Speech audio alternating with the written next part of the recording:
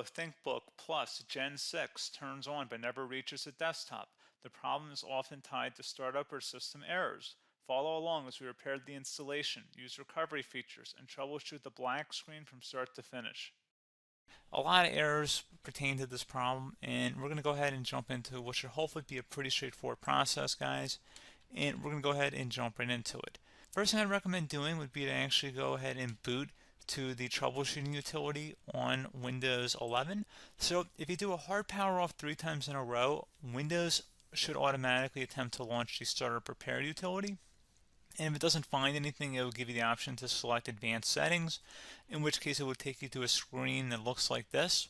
Now, if it does not take you to a screen that looks like this, or you're unable to get to that, you can also download the Windows 10 Media Creation Utility, or Windows 11. They probably will make a creation utility for Windows 11 at some point. And it doesn't really matter. You can actually run the Windows 10 utility on Windows 11 as far as I'm aware. And you should be able to run the troubleshooting utilities built in within it. So you just would go ahead and download it to an ISO file and then burn it to a DVD or USB.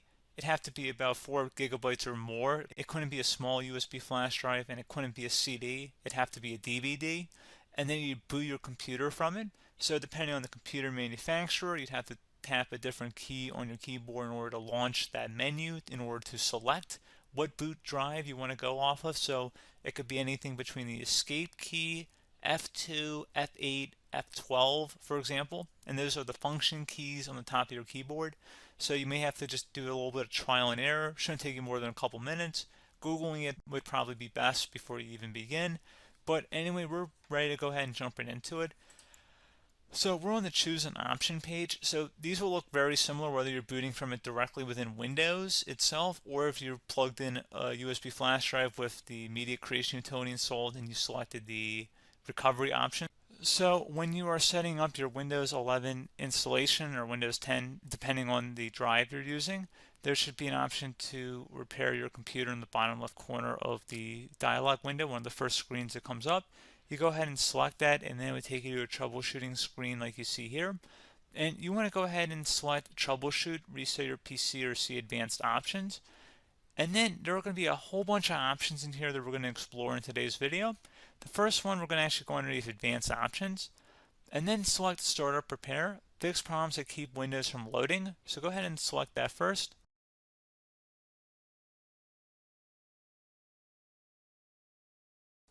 Okay, so you can see it could not repair our PC. That was our first option we could try. Something else, if we go back into advanced options here and then select troubleshoot, we're going to go underneath advanced options again. You can go ahead and actually access safe mode by selecting startup settings. And then if you select the restart button, you have the option on the screen select safe mode with networking, which will give you a key on the screen. It'll tell you which key to press to enter that.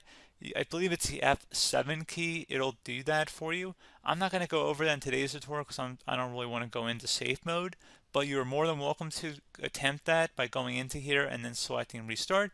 Again, it'll launch another screen. It'll say what key do you want to press, and it'll give you like 7 or 8 different options, and you want to select safe mode with networking.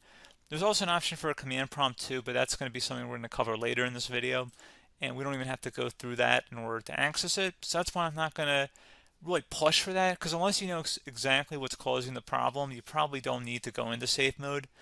Unless you're trying to recover files, in which case then you definitely can go into safe mode, but we're trying to actually recover our computer here. So I hope that makes sense. Something else we can also try here as well would be to uninstall updates, remove recently installed quality or feature updates from Windows. So if you go ahead and select that, you can uninstall the latest quality updates, which generally is the more day-to-day updates. Feature updates are the less regularly released ones, like the big ones. I would equate it to service packs in like Windows 7 and Windows Vista and Windows XP. So larger updates that occur once or twice a year at most. And the quality updates are more just a regular update. So probably obviously depend, it'll take longer if you're going to try and uninstall the latest feature update versus quality update. And maybe you don't need to go back that far. So just giving you guys a couple of pointers with that. Something else you can also look at here, and we're going to jump into the command prompt in a little bit, but you can select System Restore, which will use a restore point recorded on your PC to restore Windows. And this is something I would highly recommend here, guys. So select Next. Assuming you have a restore point saved on your computer, you go ahead and select the most recently created one, and you'll select next, and then you'll select the drive. You shouldn't actually have to select the drive. You can scan for affected programs, but we're going to keep it all default here, and then we're going to select finish. So once started, system restore cannot be interrupted. Do you want to continue? I think we're going to select yes. I don't think we have anything better to do on our computer right now, so just give it a moment here to initialize. It will take a couple minutes to run, obviously depending on how large your hard drive is and how much is saved on the system restore point. So just give it a couple minutes here.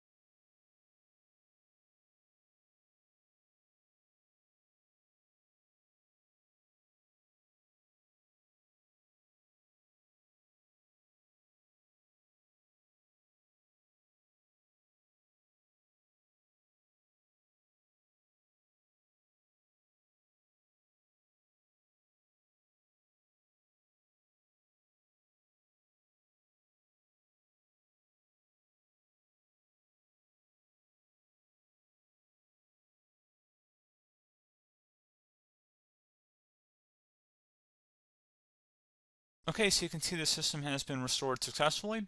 We're going to go over a couple different methods in addition to that if that did not work. So I'm just going to pause the video and we're going to start back on the recovery screen that we started with. Okay, so a couple other things we can try here too. If you go back into troubleshoot, you can select reset your PC while you choose to keep or remove your personal files and then reinstalls Windows.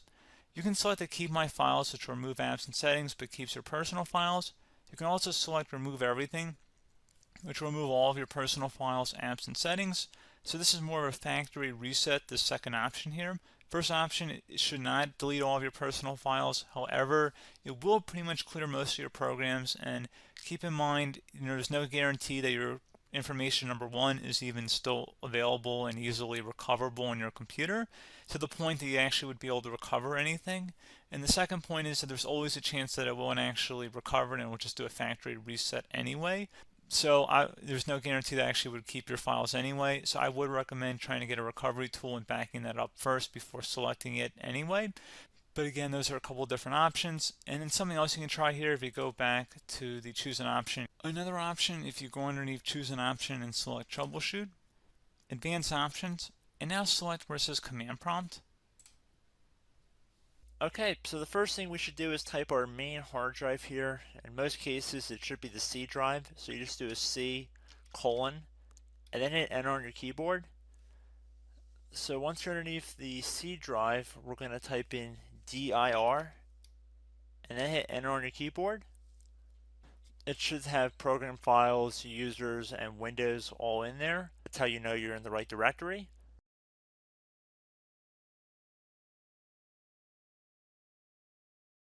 In some cases, it might be the D drive as well, so just keep that in mind.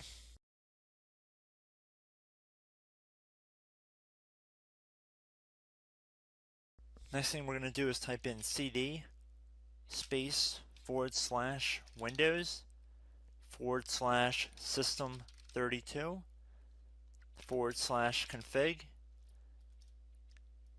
and then you're going to hit enter on your keyboard.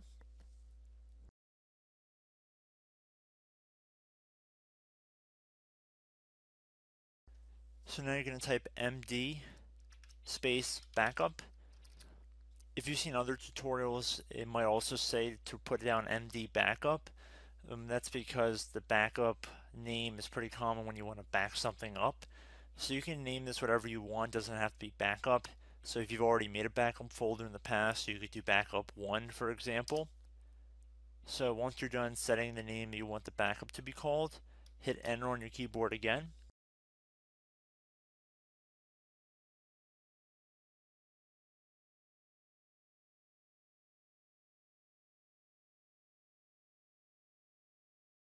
At this point, you want to type copy, C-O-P-Y, space.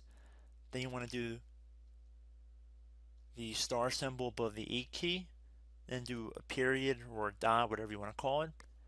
Then another star sign, and then another space, and then type backup, and then hit enter on your keyboard.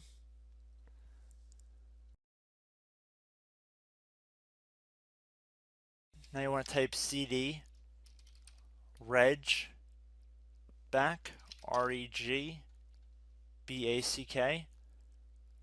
and then hit enter on your keyboard.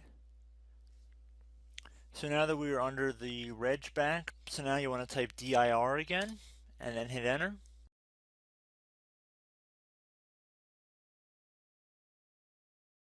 So now at this point we're going to type copy again. So copy, space, star sign,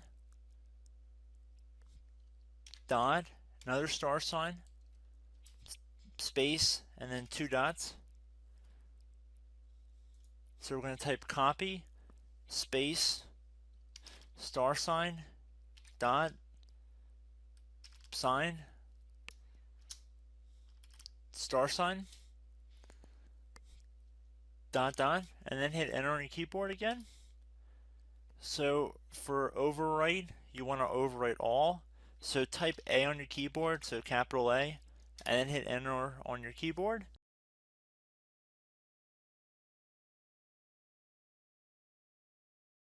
So at this point, you should be good to go. You can close out of the command prompt window, and if you accidentally continue to Windows 10, you should be all set. So I hope one of these 3 or 4 different methods we went through in this tutorial helped you guys out. Again, I'm not sure if you guys heard me earlier, but try to go back into your safe mode if possible and uninstall any programs you know might be conflicting with the Windows startup if you can get into safe mode. So just keep that in mind. Something very simple like that could be blocking up everything. So again, I hope this tutorial helped you guys out, and I will catch you in the next tutorial. Goodbye.